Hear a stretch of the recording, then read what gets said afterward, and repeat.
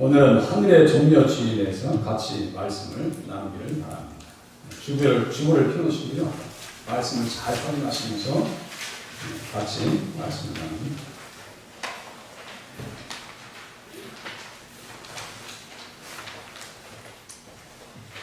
종려주의는 예수님께서 십자가를 지시기 위해서 예루살렘에 들어가실 때 많은 사람들이 종려나무 가지를 들고 환영합니다. 그래서 어떻게 환영하냐면 호산나 다윗의 자손이요. 호산나라고 하는 것은 나라고 하는 것은 이제, 호산이라는 것은 구원하소서, 이제 구원해 주시옵소서, 그 뜻이에요. 그래서 이 히브리어를 그대로 옮긴 거거든요. 이게 이제 히브리어는 거꾸로 읽어요. 구원하소서 이제, 우리나라는 이제 구원하소서 이렇게 해석합니다. 다윗의 자손이요, 며칠 전에 환영했던 날을 기념하는 주일입니다. 그래서 요한복음 12장 13절에 보니까 종려나무 가지를 가지고 맞으러 나가 외치되 호산나 찬송하리로다 이렇게 찬양하고 있습니다. 그 호산나라고 하는 것은 시편 맨 밑에 보니까 시편 118장 25절 여호와여 구하옵나니 이제 구원하소서, 맨 밑에 있죠. 시편 118장 25절에 히브리어를 그대로 쓰는 거예요. 이게. 그러니까 밑에 보니까 이제 나 구원하소서 호시야, 두 가지 합쳐서 그냥 호산나 이렇게 하는 겁니다. 그래서 우리가 소리 높여 이르되 호산나 찬양해. 이 날을 누가 예언했냐면 스가랴 선지자가 예언을 했습니다. 스가랴 선지자가 미리 성경에 다 기록해놨습니다. 시온에 따라 크게 기뻐할지어다, 예루살렘에 따라 즐거이 부를지어다. 보라 네 왕이 네게 임하시나니 그는 공의로우시며 구원을 베푸시며 겸손하여서 나귀를 타시나니 나귀의 작은 것 곧 나귀 새끼니라. 그런데 이 제자들은 착각했어요. 예루살렘에 들어가시니까 이게 수많은 군중들에 휩싸였으니까 말이죠. 마치 하나님 나라가 이제 도래하고 정치적으로 예수님께서 이제 로마의 왕이 되시는 것보다, 그래가지고 세베대의 아들들의 어머님 와서 주의 나라가 임할 때 오른쪽에 왼쪽에 앉기를 바랍니다. 이렇게 주님 앞에 나와서 구하고. 그런데 예수님께서 말씀드린 것과 같이, 자주 말씀드린 것과 같이 나귀를 타고 가신다는 거예요. 로마 장군들은 하얀 백마를 타고 수많은 군사들을 이끌고 하는데 예수님은 도대체가 이게 나귀 타고 들어가시는데 어쨌든 분위기가 이상해요. 겸손하신 예수님. 예루살렘에 들어가신 것은 왜 들어가신 거예요? 십자가를 지시고 고난 받으신 이후에 3일 만에 부활하신 거예요. 그런데 제자들은 그걸 모릅니다. 몰라요.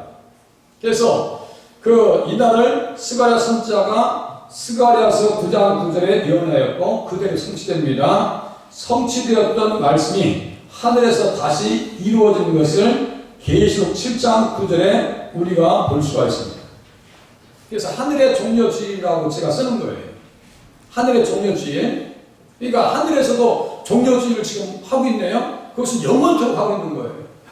우리 현재가 앞으로 되어질 미래를 계시록 7장 9절에서 마지막 절까지 제가 그것을 옮기면서 그렇구나. 우리의 현재가 앞으로 미래에 성취될 것을 미리 보여주고 있구나. 누구의 능력이요? 사도 요한이 계시록을 기록하면서 그 말씀을 그대로 지금 옮기는 거예요. 그래서 제가 요 밑에 이제 좀 어려운 말을 써놨는데요. 이게 어렵잖아요. 제가 성경에 너무너무 자주 등장하기 때문에 이것은 반드시 알아야 돼요. 이것은 반드시 알아야 되겠다. 그래서 성경의 예언이 역사적 현장에서 성취되고 성취된 예언은 또 다른 미래를 향해 열려있고 마침내 하늘 천국에서 완성이 되어지는 것을 볼 수가 있습니다. 그래서 이것을 전문적 용어로 예언적 원근 통시법이다. 이걸 제가 검색해 보니까요. 이단들도 이걸 가르치고 있어요. 이단들도 알고 있는데 우리 기독교에서 모르면 어떻게 하냐고요. 정말 기독교의 핵심적인 진리를 이야기하고 가르치고 알 수 있는 미래 전망 있는 삶을 살으라고 하나님께서 그 말씀에 이런 것을 신학자들이 찾아낸 거예요. 이야, 이게 그렇구나. 산으로 얘기하면 이렇게 보시면 돼요. 큰 산이 뒤에 있고 조금보다 낮은 산이 가운데 있고 아주 낮은 산이 현재 우리 앞에 있어요. 그러면 세 산을 동시에 딱 보면은 큰 산만 보이잖아요. 큰 산만. 자, 과거와 현재와 미래가 동시에 이 말씀 가운데 그대로 나타난다. 호산나 다윗의 자손 예수여. 그 말씀이 계시록에 그대로 나옵니다. 제가 좀 더 확인해 드릴게요. 그래서 가까운 미래와 먼 미래를 동시에 언급하는 것을 예언적 원군 통치법이다. 그러면 지금 좀 전에 말씀드렸어요. 땅에서 종려주의를 진심으로 지킨 사람들은 하늘에서 종려가지를 들고 주의를 지키고 있다 이거예요. 무슨 말씀인지 아시겠죠? 과거가 미래가 됐고 미래가 과거에 있는 성도들에게 가르쳐졌고 지금 우리 현재 있는 성도인들도 이 말씀을 받아서 그대로 신앙생활하면 우리의 미래는 어디에서 이루어져요? 천국에서 이루어지는 줄로 믿으시면 맞습니다. 그 얘기를 하는 거예요. 다른 얘기 아니에요. 딴 얘기. 그래서 이사야서 11장에 보면 그때 어린 양과 함께 살며 표범이 어린 염소와 함께 누우며, 이 말씀은 종말의 때 천국에서 이루어질 얘기입니다.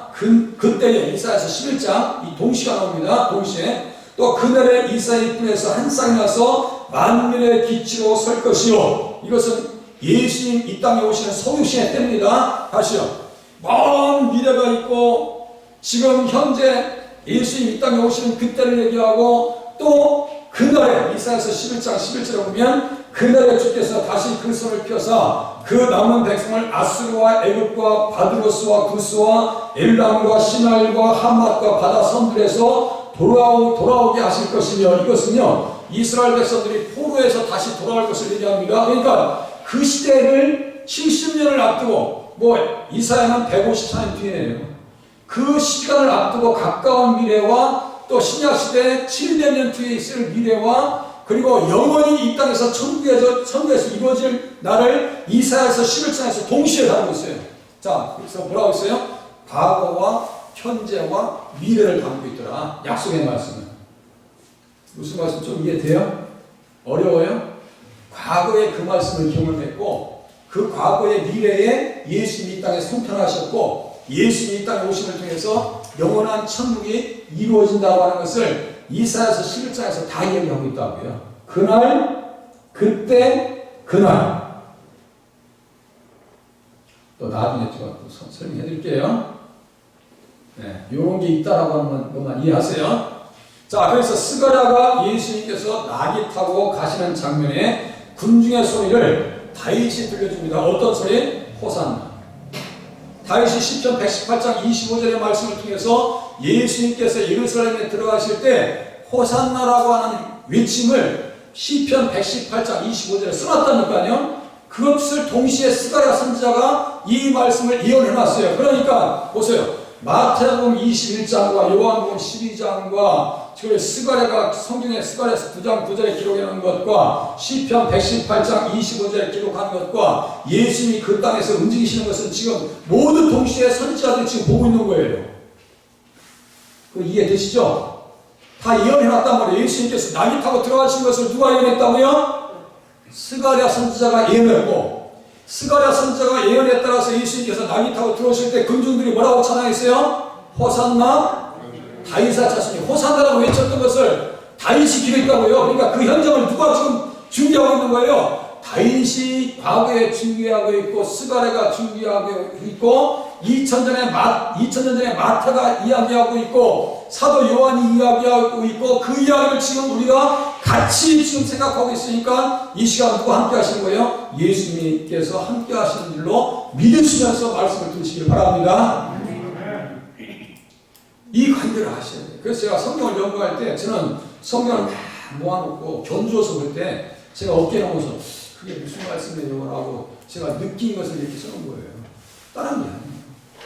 아, 성경이 이렇게 이야기하고 있구나 라고 하는 것을 제가 본 것 그대로, 느낀 것 그대로, 생각하는 것 그대로 정리해서 써놨는데도 불구하고 어떤 때는 논리적 일관성이 떨어질 때가 있어요. 제가 매번 그런데 또 마음에 안 들어요. 또 원고 고치고 또 고치고 해서 보내드린 것이 지금 이것인데 또 나중에 또 이제 이 말씀 속에서 보시면서 스스로 공부하시면서 깨우치실 수 있기를 바랍니다. 느낀 점, 깨달은 점, 그냥 글로 옮기는 거예요. 구원받은 성도들이 종려 가지를 들고 이제는 천국에서 보내는 종려주의에 대해서 같이 알아보도록 합니다. 네, 보세요. 하늘의 종려주일, 구원받은 은혜를 감사하는 날.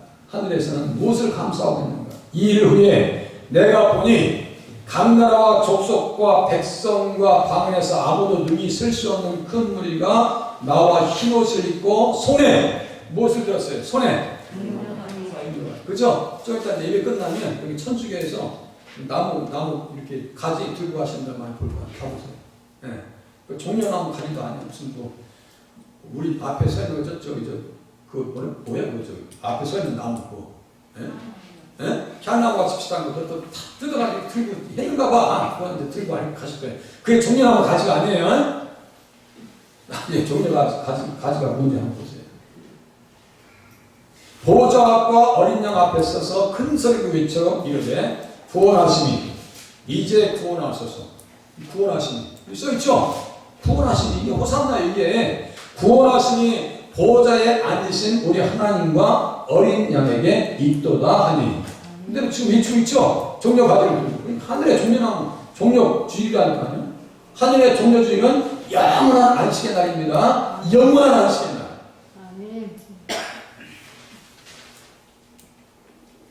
사막의 환경 가운데서 올곧게 자라는 종려나무는 환난과 시련 그리고 죄와 사망 사탄의 세력을 이긴 승리와 곱고 의로운 성도들을 상징합니다. 승리를 상징하고 성도들을 상징한다. 그리고 예수님을 상징한다고 합니다. 십자가의 모진 고난에도 예수님을 승리하셨습니다. 사망의 권세를 이기셨습니다. 종려나무와 같이 우리 손에 종려나무 가지를 들고 우리 하늘에서 하나님 앞에 찬양할 겁니다. 그래서 이 솔로몬 성전의 벽과 에스겔이 본 성전 벽에는 종려나무와 꽃이 새겨져 있었습니다. 그냥 갖다 들이대는 게 아니에요. 구약의 솔로몬 성전의 벽에 이 종려나무와 핀꽃이 새겨져 있고요. 에스겔이 보았던 하늘의 천국의 성전도 보니까 종려나무와 핀꽃이 새겨져 있어요. 그러니까 이 사람들은 뭐예요? 천국에 있는 사람들은 종려나무 가지를 들고 우리 주님 앞에 찬양하고 있네요. 그러니까 종려나무 가지는 뭐예요? 하늘에서 손에서 들고 우리 주님을 찬양하는 찬양의 자리가 되네요. 이 땅에서는 뭐 피아노를 가지고 찬양하고 그대로예요.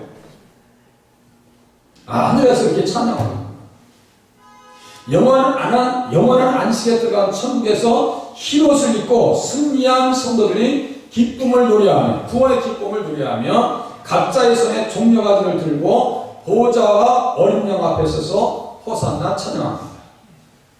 그래서 10절에 보니까 어떤 찬양이에요? 구원하심이 보좌에 앉으신 우리 하나님과 어린 양에게 있도다. 이게 뭐예요? 비전 찬양이에요. 우리 보좌 앞에 모여 함께 주를 찬양합니다. 하나님의 사랑 그 아들 주셨네. 그의 피로 구원받았네. 십자가에 쏟으신 사랑 강같이 온 땅에 흘러 각 나라와 족속과 백성 방언에서 구원받고 주 경배 들으세 구원하시니 보좌에 앉으신 우리 하나님과 어린 양에게 있도다. 계속 7장 10절이 복음상과 가사 그대로입니다. 네, 이게 그 찬양이다. 그러니까 말씀을 잘 모르면 찬양도 가슴으로 부르기 힘들다니까. 말씀을 깊이 알으셔야 돼요. 깊이 알으셔야 돼요. 그래서 하늘의 종려주의입니다. 이 땅에서 영원한 장막을 사모하면서 시험과 환난에서 승리한 성도들이 하늘나라에서 찬양할 겁니다. 이들은 종려가지고 때로는 초막절에 수수감사절을 지켰던 사람들이고 그 신앙의 근거에서 하늘에서 영원한 안식을 경험하고 있는 것입니다. 그러니까요, 이 땅에서 현재가 미래를 결정한다. 이 자리가 무엇을 보장한다고요? 미래 천국을 보장하는 줄로 믿고 신앙생활 하실 수 있기를 바랍니다. 이 자리가 바로 천국을 연결시키는 거예요. 아니, 이 땅에 안식일이 없는데 어떻게 천국에 안식이 있어요? 불가능한 겁니다. 그러니까 제가 계속해서 안식일을 지켜야 된다, 십계명을 통해서 암송시키고 하는데도 불구하고 이게 안 된다는 거예요. 이 사람들은 종려 가지고 초각절 치면서 한 주간 동안 어떻게 했어요? 오직 말씀만 듣고 암송합니다. 읽고. 이게 되냐? 한 주간 동안 말씀을 깊이 대할 수 있는 그러한 시간으로 보내실 수 있기를 바랍니다. 말씀도 많이 읽으세요, 제발. 네. 하늘의 종려주일 보시겠습니다. 그곳에서는 어떤 일이 있을까요? 모든 천사들과 장로들과 생물들과 함께 하나님을 찬양하는 날입니다. 영원히 하나님을 찬양해요. 천사들과 함께 보세요. 계시록 7장 11절 모든 천사가 보좌와 장로들과 네 생물의 주위에 서 있다가 보좌 앞에 엎드려 얼굴을 내고 하나님께 경배했다. 예배했다는 뜻입니다. 예배. 이르되 아멘 찬송과 영광과 지혜와 감사와 존귀와 권능과 힘이 우리 하나님께 세세토록 있을지어다. 이 땅에서 찬양하듯이 우리 주님 앞에 나가서 무엇을 입고요? 흰 옷을 입고 주님 앞에 찬양할 겁니다. 여기 보니까 몇 가지 이유예요? 아멘 찬송과 영광과 몇 가지? 7장 12절 제가 이 밑에 써놨죠? 만 가지 이유로 찬양해요. 만 가지 이유로 찬양. 여기 또 봉창각 소개시켜 드릴게요. 송축해 내 영혼. 송축해 내 영혼. 내 영혼아. 들어보셨죠? 송축해 내 영혼. 그게 원 제목이 외국에서 들어온 거예요. 10,000 리전이라고 하는 그 제목 가지고 찬양이 우리 안에 들어온 거예요. 그게 번안된 곡이에요. 만 가지 이유. 그 사람은 유튜브에 검색하시면은 그 꼬마이가 있어요. 한 3살쯤 되는. 우리가 나중에 하은이가 그렇게 찬양했으면 좋겠어요. 우리 하은이가 이렇게 찬양했으면 좋겠어요. 네? 지우가 이렇게 찬양했으면 좋겠어. 이렇게 찬양하는데 그냥 얼굴이 그냥 살이 꽉 펴서 제가 시간 되면 영상 들었으면 좋았을 텐데 걱정가지고 바로만 안 들으면서 3살짜리가 만 가지 이유를 찬양하는데요. 얼마나 은혜로운 거예요. 이쁘고 그냥 볼을 이렇게 그냥 꼭 꼬집어 칠 정도로 너무너무 이쁘게 찬양하는 거예요. 그 찬양을 어디에서 드린다고요? 하늘나라에서. 12절에는 몇 가지 손꼽히지만 만 가지 이유로 우리 주님을 찬양할 날을 우리에게 예비하셨다는 사실을 믿으시기를 바랍니다. 우리에게 그 찬양에 은혜를 주십니다. 반드시 선물 주십니다. 보세요. 그곳에 지옥에 떨어진 범죄한 천사들과 다르게 범죄한 천사들은 지옥에 갑니다. 거기 없어요. 선택받은 천천만만의 천사들이 천사장 미가엘과 가브리엘을 중심으로 어린 양의 보좌 앞에서 승리의 찬양을 올려드립니다. 천천만만의 천사들. 계시록 5장 11절 보세요. 계시록 5장 11절. 계시록 5장 11절.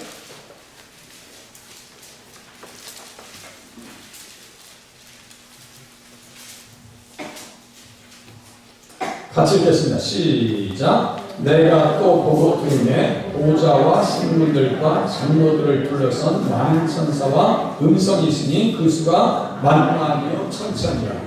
많다는 거예요? 적다는 거예요? 셀 수가 없어요.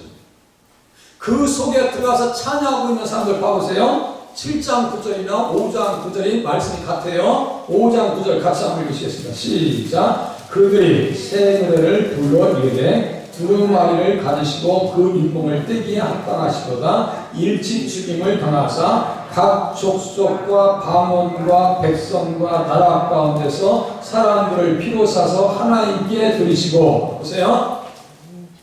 자 보세요. 여기 보세요. 우리 저녁 기도회 하시는 시간 성도인 우리 권사님들 집사님들 거기에 몇 장 써놓으라고 했죠? 몇 장 써놓으라고 했어요? 할렐루야. 창세기 12장 3절. 그리고 창세기 22장 8절. 그래 18절. 그러니까 계시록도 잘 보세요. 여기 12장 3절과 22장 18절, 창세기 22장 18절, 계시록 5장 9절과 7장 9절이 같은 말씀이에요. 거기 보니까 모든 민족이 너로 말미암아 복을 받을 것이다라고 할 때 그 복을 마지막 최종적인 복이 뭐라 했어요? 천국이에요. 영생 천국입니다. 그것이 그 말씀이 여기에서 이루어지고 있다고 하는 사실을 우리가 너무 확인할 수 있잖아요. 그런데 그 말씀이 지금 떠오르냐고요. 안 떠올랐죠? 그러니까 우리가 성경을 얼마나 안 읽고 잘 모르냔 말이에요. 우리가 앞으로 그곳에 장로나 각 족속과 방언과 백성과 나라 가운데서 구원받은 사람들이 어린 양의 피로 사서 하나님께 드리시고 우리는 그 나라에서 어떤 존재인데요. 계시록 5장 10절 보세요. 그들로 우리 하나님 앞에서 나라와 제사장들을 삼으셨으니 그들이 땅에서 왕노릇 하리로다. 할렐루야. 우리 왕이요. 우리 왕이요. 공주요. 왕이요. 공주요. 이거 믿어져요? 제발 믿고 사시길 바랍니다. 아멘. 그럼 왕이고 공주는 채통을 지키며 사셔야 될 거 아니에요. 채통을. 사람들에게 없은 여김을 받지 말라고. 불법에서 자유했으니까 없인 여김을 받지 말라고. 불법이 뭐라고 했어요? 십계명이라고 했죠? 십계명 깨는 것은 믿음이 아니야. 십계명을 왜 주셨어요? 구원받으라고 준 것이 아니라고 했어요. 우리에게 예수를 믿으면 그 믿음이 선물입니다. 믿음과 더불어 따라오는 게 뭐가 있어요? 선물 네 가지 한번 생각나는 대로 얘기해 보세요. 선물, 우리에게 준 선물 가장 먼저 믿음이요. 믿음도 선물이에요. 그 다음에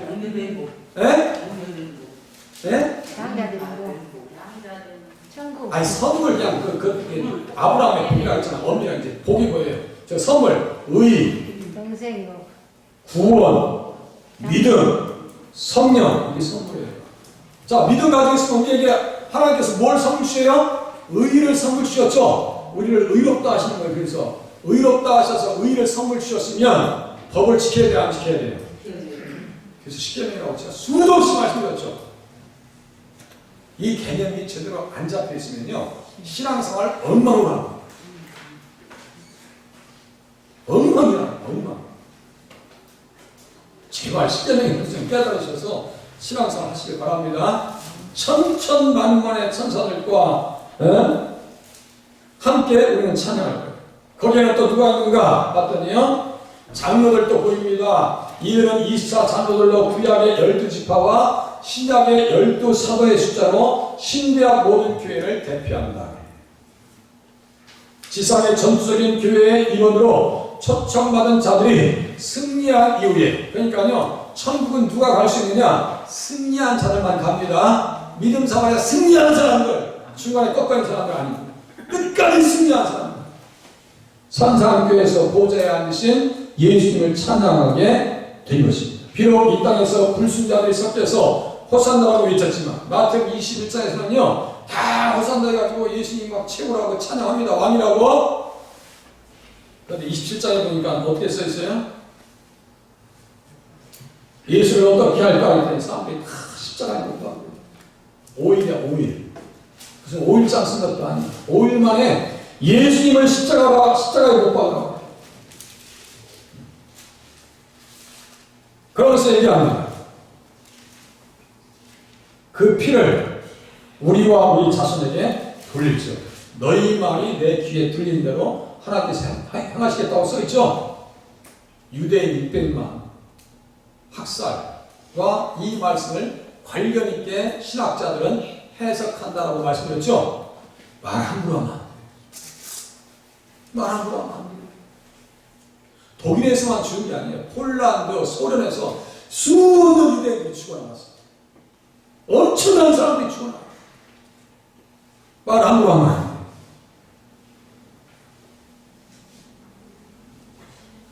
호사자라고 외쳤지만 천상에서는 속량함을 받은 자, 구원받은 자들, 승리한 자들, 끝까지 믿음을 지킨 자들만이 천국에서 찬양하게 됩니다. 하늘의 종려 가지를 든 성도들 주변에 네 생물들도 같이 찬양합니다. 이들은 모든 피조물 전체를 대표한다고 합니다. 그래서 이들의 얼굴을 봤더니요, 사람의 얼굴도 있고 사자의 얼굴도 있고 소의 얼굴도 있고 독수리의 얼굴도 있습니다. 모든 피조물들도 우리 주님을 찬양한다. 그 말씀이에요. 또 보시겠습니다. 그 하늘의 종려 주위에는 어떤 사람들이 모여있나 보세요. 어린 양의 피에 씻음받은 자들이 보인다입니다. 어린 양의 피에 씻음받은 자들이 모여서 영원히 우리 주님을 찬양한다. 영원한 날입니다. 장로 중 하나가 응답하여 나에게 이르되 이 흰옷 입은 자들이 누구며 또 어디서 왔느냐? 내가 말하기를 내 주여 당신이 아시나요? 여기 내가 누굴까요? 내가 누굴까요? 예수님, 사도 요한. 사도 요한이 지금 하늘을 쫙 줌 카메라 있죠? 줌 카메라로 쫙 당겼어요. 뭐 몇 천 년, 2천 년, 3천 년이 될지 몰라. 그래서 줌 카메라로 쫙 당겼어요. 당겨 보니까 거기에 사람들 보니까요, 이 흰옷 입은 자들이 누구냐라고 묻죠. 앞으로 우리가 이 옷을 입고 찬양할 줄로 믿고 살아가시길 바랍니다. 우리 성경에처럼 옷을 입듯이 흰 옷을 입고. 그가 너에게 이르되 이는 큰 환난에서 나온 자들인데 어린 양의 피에 그 옷을 씻어 희게 하였느니라. 희게 됐더라. 하늘의 영원한 안식 가운데 종려 가지를 들고 찬양하는 무리들에 대하여 장로 중 하나가 사도 요한에게 묻고 난 이후에 답합니다. 이 흰옷 입은 자들은 내세 전 현생에서, 보세요, 우리에 대해서는 하나님 나라입니다. 현생은 어디예요? 여기에서. 아시겠죠? 여기에서 환난을 경험한 자들이다 라고 써있어요. 환난을 경험한. 우리 성도님들 말씀을 안 하셔서 그렇죠? 각자를 다 대화를 하면서 깊이 대화해보세요. 다 끌어안아주고요, 울어야 돼요. 네? 울어야 돼요. 저도 어렸을 때요, 동네 우리 아주머니들이 저를 붙잡고 많이 울었어요. 근데 지금 잊어버리지 않아요. 일찍 어머니 돌아가셨다는 얘기죠. 그러니까 다들 끌어안고 서로가 부둥켜 안고 울어야 돼요, 지금. 서로 입장을 대면하고 깊이 한번 생각해보면, 제가 우리 이준사 집사님 뭐 잘 모르잖아요. 근데 이준사 집사님께서 자랑하신 환경과 내용들을 다 들어보면 내가 집사님 끌어안고 울어야 돼요. 그런 사람이 있어요, 없어요? 있으시잖아. 그죠? 있으시다니까 말씀 안 하실 뿐이지. 똑같은 집사님들 뭐 살아오신 과정을 보면 다 끌어안고 울어야 돼. 그 환난을 극복한 자들이 어디 간다고요? 천국에 가서 찬양하고 있다는 사실을 사도 요한은 장로의 답을 통해서 우리에게 가르쳐 주고 있습니다. 앞으로 우리에게 있을 영육간의 환난을 극복하셔서 하나의 나라에 들어가신 줄로 믿으실 수 있기를 바랍니다. 이 사람들은요, 인생을 즐긴 사람들이 아닙니다. 즐기면서 예수 믿는 것이 믿은 것이 아닙니다. 진주와 같은 믿음을 가진 자들로서 큰 물결과 같은 환난 중에도 하나님 나라를 사모하며 승리한 자들. 그 중에 보니까 사도 바울이 있네요. 사도 바울은 돌에 맞아 죽었었어요. 선 밖에 던져버렸어요. 그래서 장에서 치려고 사람들 갔더니 일어났어. 그러니까 사도 바울이 얘기합니다. 우리가 하나님 나라에 들어가려면 많은 환난을 겪어야 돼.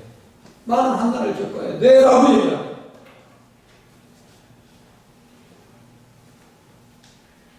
그의 환난은요, 말로 다 형용할 수가 없습니다. 그 중에 스가랴와 스테판과 같은 같이 복음을 전하다가 돌에 맞아 죽은 자들도 있습니다. 스가랴 선지자가 어떤 사람인지 알죠? 요아스 왕을 여호야다 그 아버지가 잘 섬겨서 다윗 왕가의 씨를 사냥했어요. 그럼 요아스가 그 집안에게 자야 될 거 아니에요? 근데 스가랴가 옳은 말 했다고 돌로 쳐 죽여버려요. 돌로 쳐 죽여버려요. 죽을 때 얘기합니다. 내 영혼을 하나님께서 실현하여 주시옵소서. 여호와는 감찰하시고 나를 실현하여 주옵소서. 예수님께서 실현하십니다. 아벨의 피로부터 성전과 제단 사이에서 너희가 죽인 바랴가의 아들 사가랴의 피까지 땅 위에서 흘린 의로운 피가 다 너희에게 돌아가리라. 다 실현하십니다. 그 자리에 순교자도 있습니다. 또 어떤 사람이 있어요? 새 요한처럼 하나님의 말씀에, 우리 예수님의 말씀에 자기 생명을 다 걸은 자도 있습니다. 그러니까 다 생명을 걸어버려요. 제가 볼 때 새 요한은 가만히 있었으면 살았어요. 헤로드 왕이, 헤롯이 말이죠, 자기의 동생 빌립의 아내를 빼앗아서 억지로 살아요. 헤로디아를 빼앗아서 산다니까요. 둘이 눈이 맞은 거죠. 제수 씨랑 눈이 맞은 거예요. 그러니까 세례 요한이 의문에 못 이겨서 하나님의 정의에 사로잡혀서 쫓아와서 얘기합니다. 당신이 그 여자를 차지한 것이 옳지 않다 하였습니다. 저 같으면 나만 신앙생활 잘하면 될 것 같은데 왜 거기 가서 얘기했을까? 라고 하는 안타까움도 있지만 하나님의 정의에 사로잡힌 사람은 그렇게 살아야 되는 거예요. 맞아요? 틀려요? 하나님의 정의에 사로잡힌. 그러니까 헤로디아가 앙심을 품습니다. 헤롯의 생일에 그 딸이 춤을 추게 만듭니다. 춤을 추니까요, 헤롯이 완전히 마음이 뺏겨. 나라의 절반이라도 줄게. 네가 원하는 게 뭐냐? 그러니까 헤로디아가 시킵니다. 야, 세례 요한의 목을 잘라달라고 그래.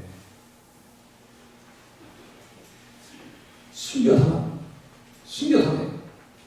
큰 환난에서 세례 요한은 어디로 갔어요? 하나님 나라에 들어갔습니다. 우리는 그런 순교자의 자리까지는 가지 못할지라도 신앙생활에서 오는 여러 가지 시험과 시련과 어려움과 거룩한 부담감을 극복하시면서 신앙생활을 하셔야 될 줄로 믿으시길 바랍니다. 때는 부담스러워요. 아니, 광명시에서 오시면서 우리 수원에서 여기까지 차를 끌고 오시면서 때는 부담스러우실 거 아니에요. 인간적으로. 우리 권사님들이 무슨 당번이요? 무슨 청소하셔. 거룩한 부담. 자기 얘기하더라. 우리 성가대는 오늘 10시에 오셨어요. 10시에. 그래서 오늘 끝나면 김밥이라도 좀 드려야 되겠다고 김밥 사오라고 했는데 죄송합니다. 네? 김밥밖에 못 드려서 제가 갈 때 빵 조각 하나 드리는 거 이게 지금 마음에 걸려요. 조만간에 빨리 그 성가대 식사할 수 있는 날이 왔으면 좋겠어요. 거룩한 부담 가지고 신앙생활 하셔야 돼요. 이 최소한의 소극적인 환난입니다. 아주 소극적인 거예요, 이거는. 그것도 못하면 어떻게 해요? 직분자가 감당하셔야 해주셔야 됩니다. 자, 이들은 흰옷이고 이들의 흰옷은 어린 양의 피로 씻은 자들입니다. 옷은 행동을 말합니다. 그래서 계시록 3장 또 19장 8절에 보니까 이 세마포 옷은 성도들의 옳은 행실이로다. 이기는 자는 이와 같이 흰옷을 입을 것이요. 다시요. 어린 양의 피에 씻어서도 흰옷을 입지만 이긴 자들이 흰옷을 입는데요. 누가요? 이긴 자들. 신앙생활의 시험이 시시각각 찾아옵니다. 이기지 못하면 흰옷을 입을 수 없는 줄로 아시면 맞습니다. 흰옷 입으셔야 돼요. 현세에서 예수님의 피로 죽은 행실에서 자유하여서 내세 영원한 안식의 삶이 주어진 자들이 어린 양의 피에 씻음받은 그 흰옷을 입고 하늘의 종려주의를 지킵니다. 영원토록요. 영원토록. 자, 마지막. 그러므로 그들이 하나님의 보좌 앞에 있고 또 그의 성전에서 밤낮 하나님을 섬김에 보좌에 앉으신 이가 그들 위해 장막을 치시리니 그들이 다시는 줄이지도 아니하며 목마르지도 아니하고 해나 아무 뜨거운 기운에 상하지도 아니하니 이는 보좌 가운데 계신 어린 양이 그들의 목자가 되사 생명수샘으로 인도하시고 하나님께서 그들의 눈에서 모든 눈물을 씻어주실 것입니다. 우리 정확한 미래입니다. 현재 우리의 자리에 그대로 미래에 이 삶이 주어질 거라고. 얼마나 감사한 거예요. 얼마나 감사한 거예요. 구약의 성전에 그려져 있던 종려나무와 가지들은 천국에서 승리한 자들이 가지고 찬양할 재료들이었습니다. 땅에서 초막자의 믿음으로 종려나무 가지로 초막을 지어서 절기를 지켰던 자들이 하나님의 보좌 앞에서 밤낮 하나님을 섬기는 축복을 경험합니다. 이 땅에서 유월절, 무교절, 소실절, 맥주절, 속죄일, 나팔절, 초막절 이 절기가 있는 사람이 천국에 보장되는 사람들이라니까요. 다음 주에 이제 부활절 지키는 거 아니에요?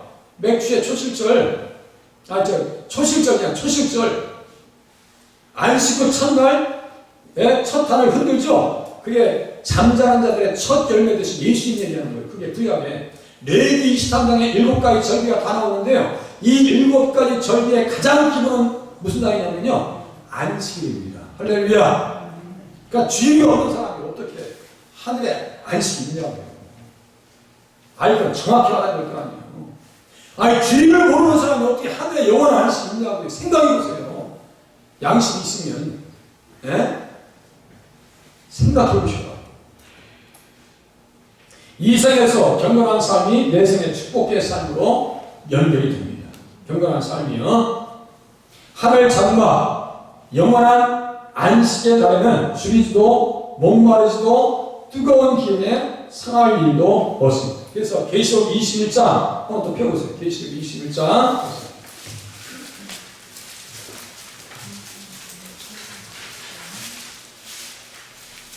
4절.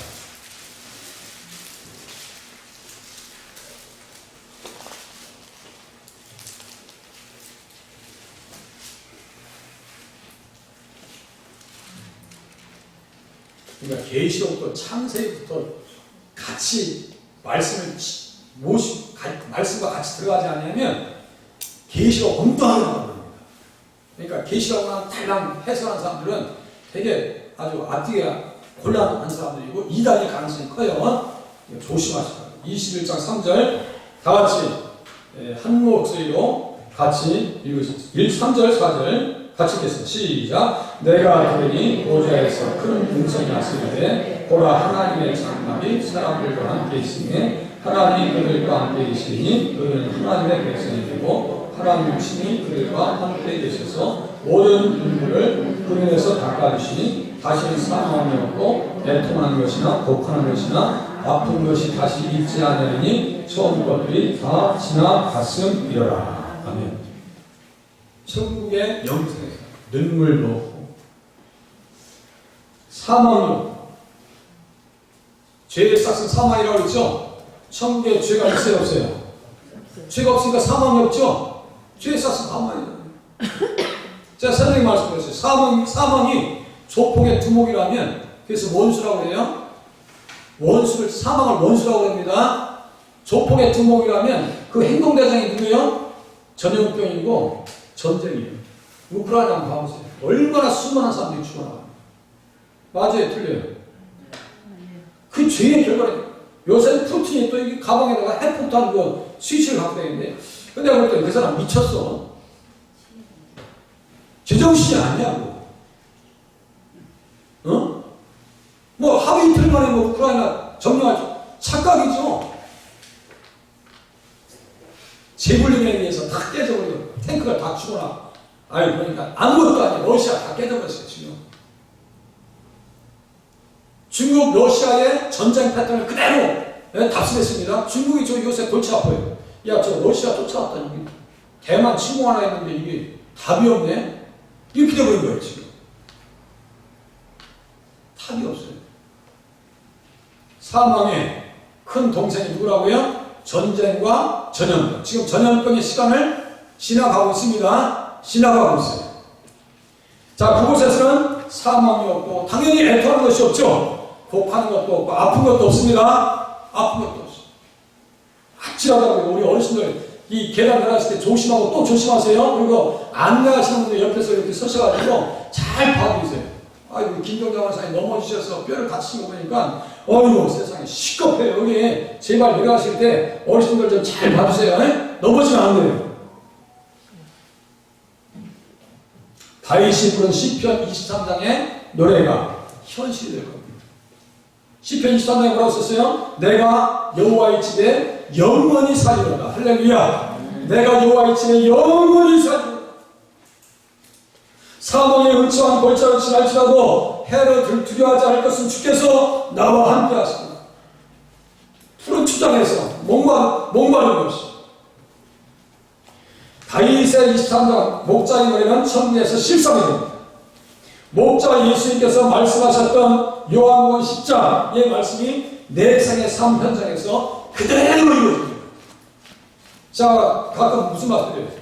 성경은 천국까지 연결시켜야 말씀이 100% 이해됩니다. 이 생의 육신의 한계, 우리 육신의 시간표에 딱 말씀을 맞춰버리면요. 제가 말씀드렸죠. 빠뜨리 가게 선진하는 목사님, 성경은요, 현실적으로 맞지 않아요. 안 맞지, 제 시간에 맞추니. 어디까지 연결시켜 있어요? 천국까지. 구약의 말씀은 어디까지요? 가나안 천국 완성되는 날까지. 그래서 선한 말씀이 하나도 이루어지지 않은 것이 하나도 없더라. 21장에 써 있습니다. 그 말씀. 천국에서 다 이루어지는 그날에 우리가 하늘에서 영원한 안식, 종려주의를 지킬 줄로 기대하시길 바랍니다. 말씀 나누겠습니다. 예수님 어떤 분이세요? 종려주일의 주인이시고 왕 중의 왕이시고 주 중의 주가 되십니다. 맞죠? 보세요. 하늘 종려주일의 찬양의 대상이 되십니다. 또 흰옷 입은 성도들에게 영원한 안식을 주십니다. 피에 씻고 승리한 자들만이 흰옷을 입을 수 있다고 말씀드렸어요. 또 보시겠습니다. 예수를 만나셨다면 어떠한 삶을 사셔야 돼요? 이제 2장 정리입니다. 자 보세요. 종려주일의 주인공이 되신 예수님을 영원히 찬양하면서 살겠습니다. 아까 말씀드렸어요. 송축해 내용 몇 가지 이유라고요? 만 가지. 종려주일의 주인공이 되신 예수님과 같이 환난 중에 승리하면서 살겠습니다. 거룩한 부담감 말씀드렸어요. 거룩한 부담감. 종려주일의 주인공이 되신 예수님의 보혈을 힘입어 정결하게 성결하게 거룩하게 살겠습니다. 주님께서 사랑하시는 성결을 지키셔야 돼요. 성결. 저도 평생 기도 제목입니다. 평생 기도 제목입니다. 말씀의 근거에서 기도의 제목을 적으신다면 어떻게 가능하겠어요? 예수님과 같이 겸손한 마음을 주셨어요. 예수님 오른편 우편 알지 못하는 것을 더 간구한다. 알지 못하는 것. 만 가지 이유로 주를 찬양하게 하소서. 어떤 사람은 1000가지 감사를 했다는데 네? 부모님에게 우리 만 가지 찬양 못하겠어요? 영원한 장막에서 주님 섬겨서 살게 하여 주시옵소서. 이 시간 찬양 이렇게 반주에 맞춰서 말씀 기억해 하나님 주님 앞에 감사하게 하시고 하늘의 종려주의를 지키는 그날까지 주님 앞에 충성하게 도와주시옵소서. 기도하시겠습니다.